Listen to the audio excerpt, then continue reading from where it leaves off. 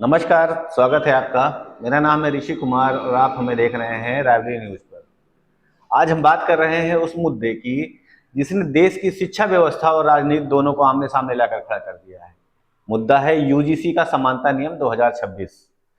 13 जनवरी को जारी हुए इस नियम के बाद यूनिवर्सिटी ने कैंपस से लेकर सोशल मीडिया तक हंगामा मचाया हुआ है।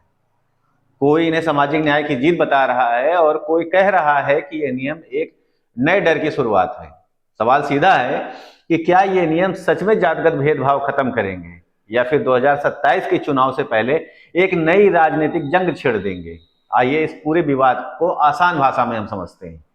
यूजीसी यानी यूनिवर्सिटी ग्रांट कमीशन ने देश के सभी उच्च शिक्षण संस्थानों में जातिगत भेदभाव रोकने के लिए नया और सख्त नियम बनाया है। इन नियमों के तहत हर कॉलेज और यूनिवर्सिटी में एक इक्विटी कमेटी बनाई जाएगी जिसमें एससी, एसटी, ओबीसी और ईडब्ल्यूएस वर्ग के प्रतिनिधि शामिल होंगे।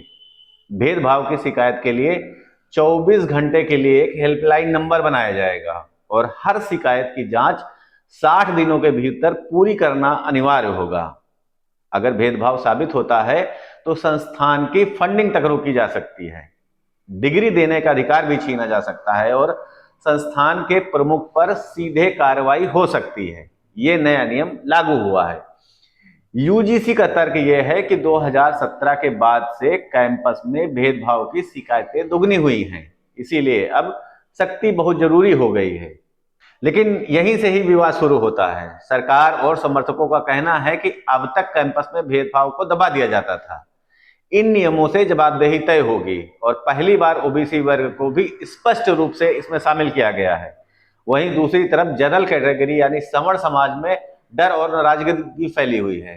करनी सेना और ब्राह्मण महासभा जैसे संगठनों का आरोप है कि इन नियमों में संतुलन बिल्कुल भी नहीं है।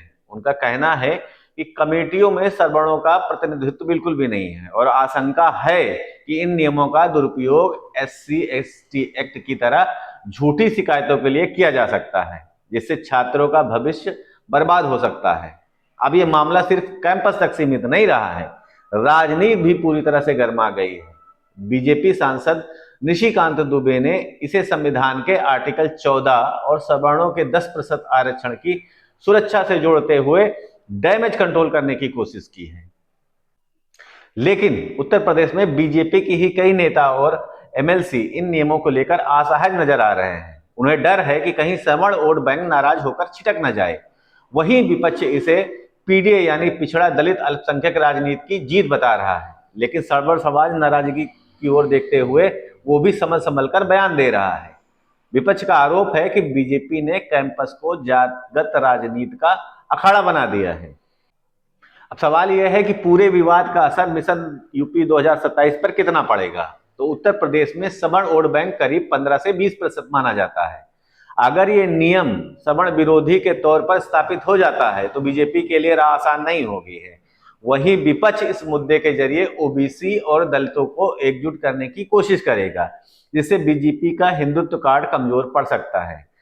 छात्र राजनीति भी इस समय उबाल पे है। लखनऊ और गाजियाबाद जैसे शहरों से निकल कर आने वाले दिनों में बड़े आंदोलन का रूप ले सकता है। तो बड़ा सवाल यही है कि क्या यूजीसी के ये नियम वाकई कैंपस में समानता लाएंगे या फिर 2027 के चुनाव से पहले जातिगत विभाजन की एक नई लकीर खींच देंगे।